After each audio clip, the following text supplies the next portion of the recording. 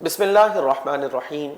ناظرین اکرام، تفسیر قرآن کا سلسلہ جاری ہے۔ آج سورہ منافقون کی آیت نمبر 5 سے آغاز ہوگا۔ اللہ تعالیٰ نے ارشاد فرمایا وَإِذَا قِيلَ لَهُمْ تَعَالَوْا يَسْتَغْفِرْ لَكُمْ رَسُولُ اللَّهِ، اور جب ان منافقین سے کہا جائے کہ تم آؤ تاکہ اللہ کے رسول تمہارے لیے مغفرت طلب کریں، لَوَّوْا رُؤُوسَهُمْ، وہ اپنے سروں کو گھما لیتے ہیں، وَرَأَيْتَهُمْ يَصُدُّونَ وَهُمْ مُسْتَكْبِرُونَ، اور تم انہیں دیکھو گے کہ تکبر کرتے ہوئے اپنے منہ گھما لیتے ہیں۔ ناظرین، اس آیت کریمہ کے اندر منافقین کا حال مزید وضاحت کے ساتھ بیان کیا گیا۔ پچھلی آیات کے اندر ہم یہ سمجھ چکے ہیں کہ اللہ تبارک و تعالی نے ان کے اس کھیل کھیلنے کی بنیاد پر کہ یہ پہلے ایمان لاتے بظاہر پھر کفر اختیار کرتے، ان کے دلوں پر مہر ثبت کر دی گئی۔ صحابہ کرام علیہم رضوان نے انہیں یہ مشورہ دیا کہ تمہارا نفاق کھل چکا ہے، یہ واضح ہو چکا ہے کہ تمہارے دلوں کے اندر ایمان موجود نہیں ہے اور تم نے اسلام کو ظاہر کیا، یہ بڑا غلط کام کیا۔ چنانچہ اب اس کی معافی کا جو راستہ ہے وہ یہ ہے، آپ علیہ السلام کی بارگاہ میں آؤ، آپ رحمت للعالمین ہیں، آپ مغفرت طلب کریں گے، اللہ تعالیٰ تم پر رحم فرمائے گا، تمہیں بخش دے گا۔ عبداللہ بن ابی جو منافقین کا سردار تھا، اس نے کہا کہ میں رسول اللہ صلی اللہ علیہ وسلم کی بارگاہ میں جا کر کے ندامت اختیار کروں؟ چونکہ ناظرین ان کے دلوں میں اب بھی نفاق ثبت تھا، یہ اب بھی بدترین کافر تھے، اسلام ظاہر تو کرتے تھے لیکن اندر سے یہ کافر تھے۔ چنانچہ انہوں نے اس کا انکار کر دیا اور تکبر کرتے ہوئے ایسا برتاؤ کیا جس سے ان کا تکبر واضح ہوتا تھا، اور اللہ تعالیٰ نے آیت کریمہ کے اندر اس کو بیان کیا۔ امام قرطبی لکھتے ہیں کہ جب اس طرح کی گفتگو ہو رہی تھی، عبداللہ بن ابی کہنے لگا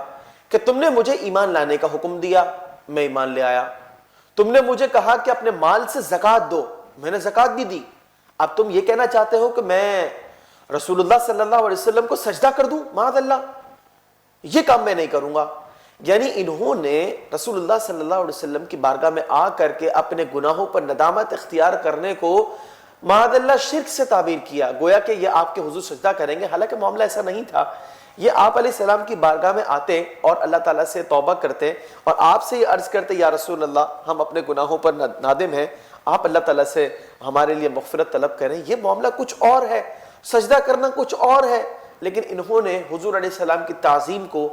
شرک سے ملا دیا، اور یہی منافقین کا حال آج بھی ہے کہ جب کوئی رسول اللہ صلی اللہ علیہ وسلم کی تعظیم کرے تو منافق کہتے ہیں کہ جناب یہ شرک ہے۔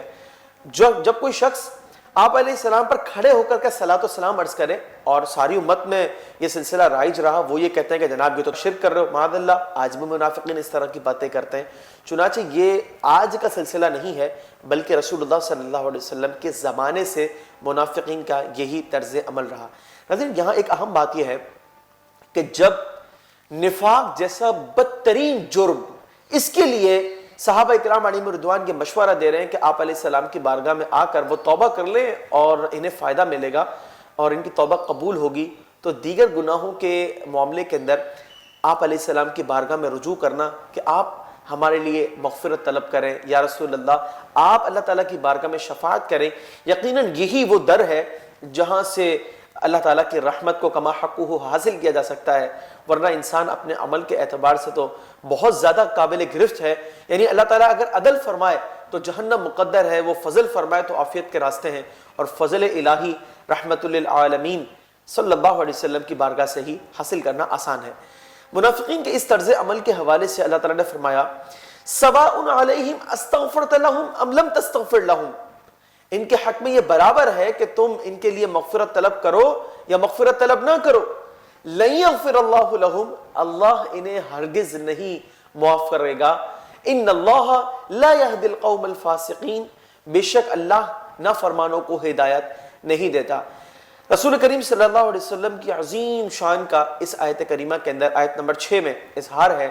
کہ آپ علیہ السلام تمام کائنات کے لیے رحمت بنا کے بھیجے گئے، آپ کا دریا رحمت جوش میں آ جاتا، اب چاہتے کہ یہ جو منافقین ہیں نفاق سے توبہ کر لیں، اللہ تعالیٰ انہیں بھی معاف فرمائے، لیکن اللہ تعالیٰ نے فرمایا کہ محبوب صلی اللہ علیہ وسلم نفاق ان میں ثبت ہو چکا ہے اور ان کے دلوں پر مہر لگ چکی ہے، یہ اسلام کو ایک کھیل سمجھ رہے ہیں، اب چاہے آپ ان کے لیے مغفرت طلب کریں یا نہ کریں، آپ کی رحمت کتنے ہی جوش میں آئے، لیکن چونکہ یہ آپ سے متنفر ہیں، آپ کا بغض رکھتے ہیں، آپ کے دشمن ہیں، اللہ انہیں ہرگز معاف نہیں کرے گا، اور اللہ تعالیٰ اس طرح کے منافقین کو ہدایت بھی نہیں دیتا۔ یہاں ناظرین